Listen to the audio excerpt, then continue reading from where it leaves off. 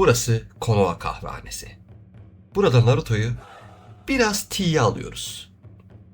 Naruto evreninde insanlar güç denildiğinde genellikle Uchiha klanını düşünüyor. Sharingan, Mangekyo Sharingan, Susanoo. Ama sessizce varlığını sürdüren başka bir klan daha vardı. Gösteriş yapmıyorlardı.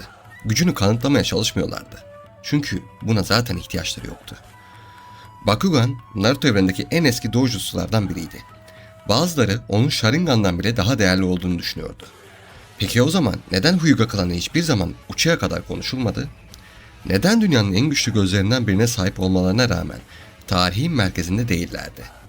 Çünkü Hyuga klanının en büyük düşmanı başka köyler değildi. Kendi ailesiydi. Bugün sadece bir klanın tarihini değil, fedakarlığını, kaderin ve özgürlüğün hikayesini anlatacağız. Bu Hyuga klanının gerçek hikayesi. Hyuga klanının tarihi aslında Konoha'dan çok daha eskidir. Hatta Shinobi çağından bile önceye uzanır. Bu hikaye Otsutsuki soyundan kadar gider. Kaguya Otsutsuki'nin iki oğlundan biri Hagoromo'ydu. Diğeri ise Hamura Otsutsuki'ydi. Naruto dünyasında herkes Hagoromo'yu bilir. Çünkü Uchiha ve Senju soyunun temeli odur. Ama Hamura sessizce tarihten silinmiş gibidir. Oysa Bakugan onun mirasıydı. Hamura dünyayı korumak için Ay'a gitti. Onun soyundan gelenler ise zamanla Hyuga klanını oluşturdu. Bu yüzden Hyuga'ların gözleri sıradan bir Kekkei Genkai değildir. Doğrudan Otsutsuki soyundan gelen kutsal bir mirastır. Bu ayrıntı çoğu kişinin dikkatini çekmez. Ama Hyuga'ları özel yapan şey tam olarak budur. İlk bakışta Bakugan sadece etrafı gören bir göz gibi durur. Ama gerçek çok farklıdır. Bakugan neredeyse 360 derecelik görüş sağlar. Kilometrelerce uzağı görebilir. Duvarların arkasını görebilir. Çakra ağını görebilir. Rakibin en küçük hareketini bile fark edebilir. Daha da önemlisi insan vücudundaki çakra noktalarını görebilir. İşte Hyuga'ların gerçek gücü burada başlar. Onlar rakiplerini yumrukla yenmez.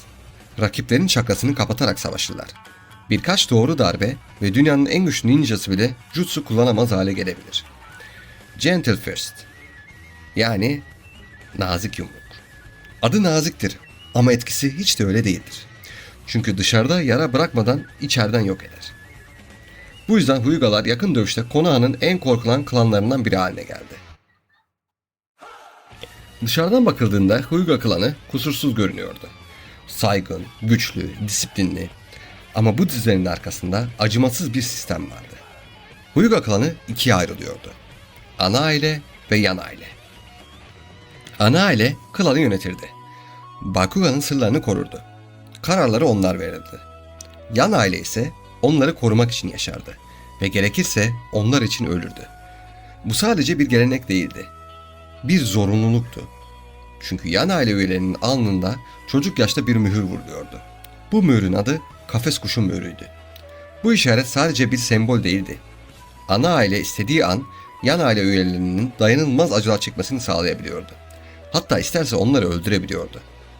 Üstelik bunun başka bir amacı daha vardı. Bir Hyuga öldüğünde Bakugan'ın düşmanın eline geçmesini engelliyordu. Gözler mühür sayesinde yok oluyordu. Yani Hyuga klanı kendi gücünü korumak için kendi insanlarını feda etmeyi kabul etmişti. İşte Neji'nin kaderi daha doğmadan yazılmıştı.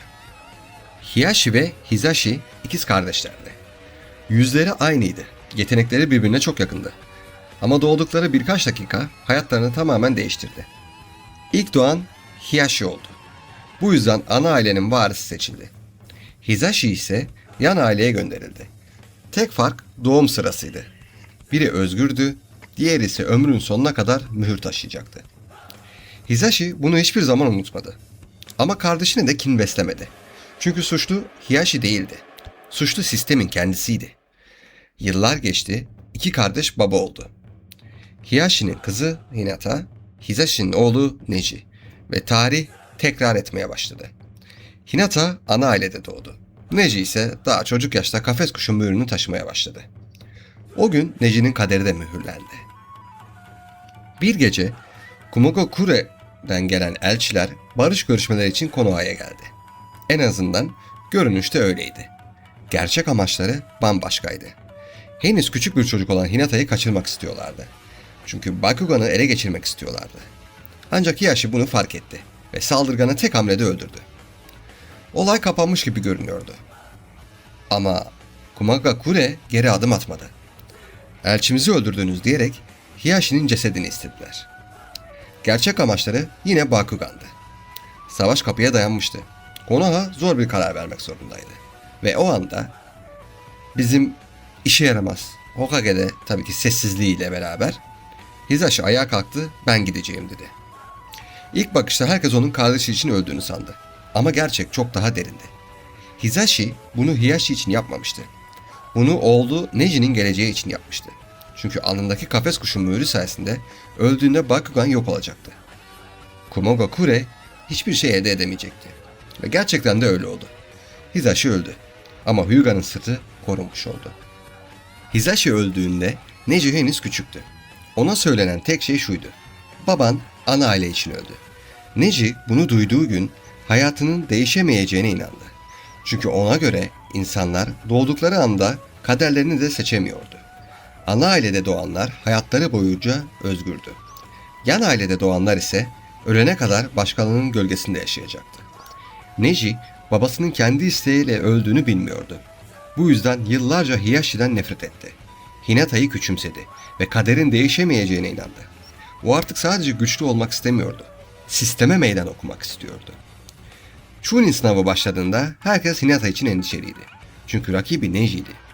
Aynı aile, aynı kan ama tamamen farklı iki hayat. Neji sadece kazanmak istemiyordu. Hinata'nın temsil ettiği sistemi parçalamak istiyordu. Dövüş başladığında Hinata defalarca yere düştü ama vazgeçmedi.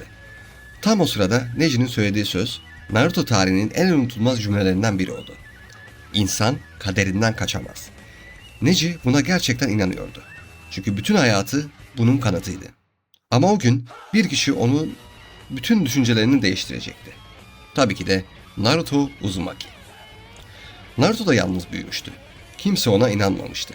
Kimse onu geleceğin Hokage'si olarak görmüyordu. Ama o kader diye bir şeyi kabul etmiyordu. Neji ile yaptığı dövüş sadece bir dövüş değildi. İki farklı düşüncenin savaşıydı.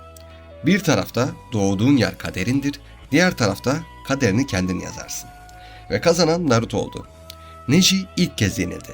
Ama asıl değişen düşünceleriydi. O gün ilk defa kaderin değişebileceğine inandı. Dövüşten sonra Hiyashi sonunda gerçeği Neji'ye anlattı. Hisashi zorla gönderilmemişti. Kendi isteğiyle gitmişti. Çünkü kardeşini seviyordu. Çünkü oğlunun savaş yüzünden büyümesini istemiyordu. Ve en önemlisi ilk kez kendi kaderini kendisi seçmişti. Neji bunu duyduğunda yıllardır taşıdığı öfke yavaş yavaş kayboldu. Artık babasının kurban olmadığını biliyordu. O bir kahramandı. Yıllar geçti, Neji artık bambaşka bir insandı. Sonra 4. Ninja Savaşı başladı. 10 kuyrukluğun saldırısı sırasında Naruto hedef alınmıştı. Hinata onu korumaya çalıştı ama yetişemeyecekti. Tam o anda Neji hiç düşünmeden araya girdi. Kendi bedenini Naruto ve Hinata'nın önüne siper etti. Bir zamanlar kader değişmez diyen çocuk şimdi kendi kaderini kendi seçmişti. Neji babasının yıllar önce yaptığı fedakarlığın aynısını yaptı. Ama bu kez kimse onu zorlamamıştı. O bunu özgür iradesiyle seçti. İşte o an kafes kuşu mührünün zincirleri gerçekten kırıldı. Neji'nin ölümü sadece bir karakterin vedası değildi. Hyuga klanı için bir dönemin sonuydu. Çünkü yıllardır süren ana aile ve yan aile ayrımı artık eskisi kadar güçlü değildi. Hiyashi geçmişte yapılan hataları kabul etti. Hinata hiçbir zaman yan aileyi aşağıda görmedi. Hanabi klanın geleceğini farklı bir anlayışla büyüttü. Neji'nin fedakarlığı bir kişiyi değil bir geleneği değiştirdi. Ve belki de Hyuga tarihinde ilk kez bir insan doğduğu yeryüzünden değil yaptığı seçimlerle hatırlandı. Naruto boyunca Sharingan sürekli gelişti. Mangekyo, Eternal Mangekyo, Susanoo, Rinnegan, Cart'tır, Curt'tur. Her yeni savaşta yeni bir evrim gördük.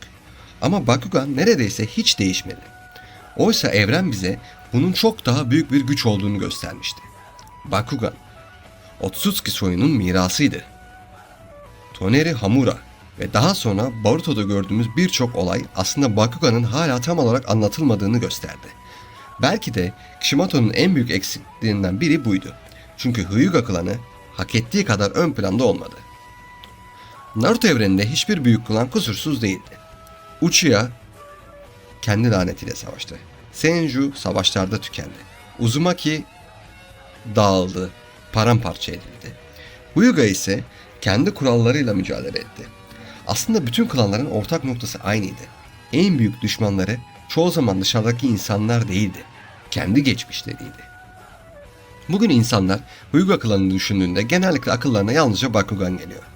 Ama Hyuga'nın klanının gerçek hikayesi gözlerden çok daha fazlasıydı. Bu, bir babanın oğlunu korumak için hayatını vermesinin hikayesiydi. Bir çocuğun kaderini sorgulamasının hikayesiydi. Ve en önemlisi, özgürlüğün kan bağıyla değil, yaptığın seçimlerle kazanıldığının hikayesiydi. Belki de bu yüzden Hyuga klanının en güçlü üyesi, en güçlü Bakugan'a sahip olan kişi değildi. Kaderini değiştirmeye başlayan kişiydi. Neji Hyuga. Peki sizce Hyuga klanı Naruto evreninde hak ettiği değeri gördü mü? Yoksa Kishimoto Bakugan'a büyük bir haksızlık mı yaptı? Yorumlarda fikrini yazmayı unutma. Ve videoyu beğendiyseniz abone olmayı da unutmayın.